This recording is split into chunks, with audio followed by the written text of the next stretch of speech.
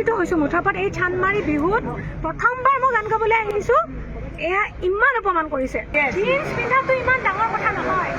তাৰ আগত 5জনে জিন্স পিন্ধি গ'ল, তাৰ মোৰ বেণ্ডটো গোটেইকেইটাই জিন্স পিন্ধি তেতিয়াৰ পৰা বজাইছে, কোনো কুৱেশ্যন নাই। যি তেওঁ উঠিলে ষ্টেজত সিহঁতৰ মাথাটো ঘূৰাই গ'ল। আমি আৰ্টিষ্ট মানুহ হয়, ইনচেঞ্চ হয়, গান ইনচেঞ্চ নহ'লে গাব নোৱাৰোঁ।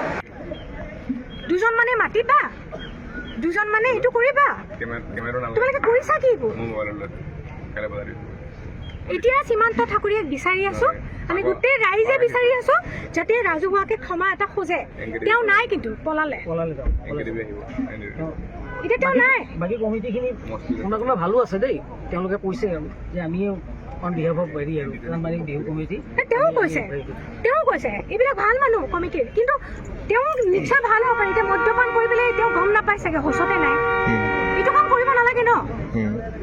আমি অপমানিত হৈছোঁ মুঠৰ ওপৰত। এই চান্দমাৰী বিহুত প্ৰথমবাৰ মই গান গাবলৈ আহিছোঁ, এয়া ইমান অপমান কৰিছে। আৰু নাজানো পিছলৈ কি হয়। ইমান অপমান পালোঁ, বিৰাট দুখ লাগিছে। মই মঞ্চ সম্পাদক আমাৰ দাদা বেয়া লাগিলে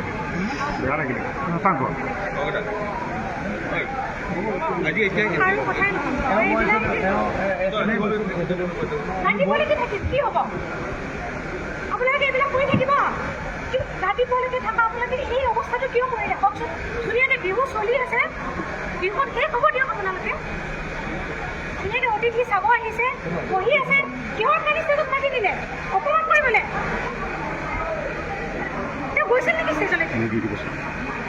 মোৰ দাদা আহিছে, মোৰ স্বামী আহিছে, মোৰ বান্ধৱী আহিছে, মোৰ চব আছে, মোৰ ফেমিলি আহিছে। কি মোৰ মানুহ নাহিব নেকি? তোমালোকে মাতি চাই কিয় ষ্টেজলৈকে?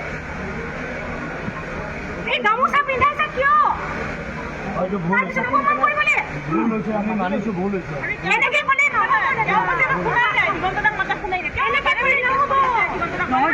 বাৰে বাৰেতো কৈছিলে জিন্স পিন্ধাটো ইমান ডাঙৰ কথা নহয়। তাৰ আগত 5জনে জিন্স পিন্ধি গ'ল, তাৰ মোৰ বেণ্ডটো গোটেইকেইটাই জিন্স পিন্ধি তেতিয়াৰ পৰা বজাইছে, কোনো কুৱেশ্যন নাই। যি তেওঁ উঠিলে ষ্টেজত সিহঁতৰ মাথাটো ঘূৰাই গ'ল।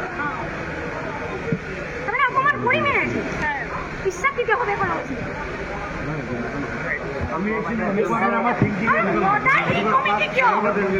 মোক লাগে চান্দমাৰী কমিটি ইমান গোটেই সোপা মানুহ মদ কিয় খাই আছে? ভাল মানুহকেইটা বেয়া সময় ল'ব লাগে। যিকেইটা আপোনালোকে নাই খোৱা সেইকেইটা একে শাৰীতে পৰিল ন। 3জন মদাহী মানুহক ষ্টেজত উঠাই দিলে, মোক নমাবলৈ মাইক্ৰফোন অফ কৰা হৈ গ'ল। কি চিষ্টেম এইবোৰ? মইতো আগতে নাই পোৱা এইবিলাক। আমি আৰ্টিষ্ট মানুহ হয়, ইনচেঞ্চ হয়, গান ইনচেঞ্চ নহ'লে গাব নোৱাৰোঁ। কষ্ট কৰি উঠিছে ন,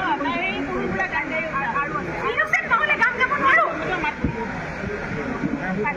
এইবিলাক ধেমালি নকৰিব আমাৰ লগত।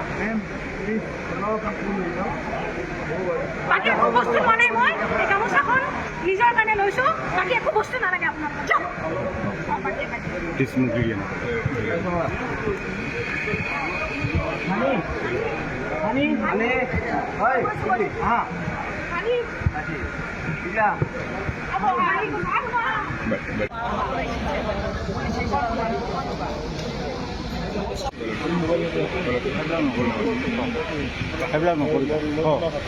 কিবা এটা যে ভুল হৈছে, কালি আমি কথা পাতিলোঁ।